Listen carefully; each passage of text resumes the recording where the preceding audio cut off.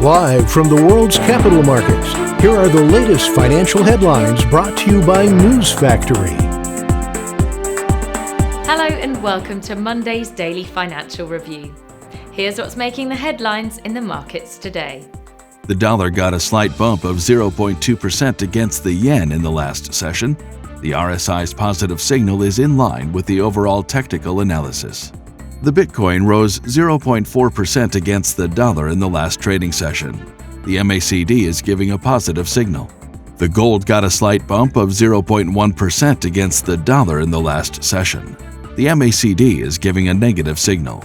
The oil-dollar pair rose 2.0% in the last session after gaining as much as 3.3% during the session. The ultimate oscillator is giving a negative signal, going against our overall technical analysis. Coming up, the choices from our chief analysts for today. An oil storage vessel that exploded off the coast of Nigeria this week was holding around 50,000 to 60,000 barrels of crude oil at the time of the incident, Minister of Environment Sharon Ikehuzor said. Northern Irish authorities must continue to carry out checks on goods entering the region from the rest of the UK, a Belfast court ruled. Most Asian currencies strengthened against a broadly weaker US dollar, with the Thai baht outperforming its peers at the end of a week in which trade was largely subdued by the Lunar New Year holiday. Those were today's major economic events. And now, moving on to world financial headlines.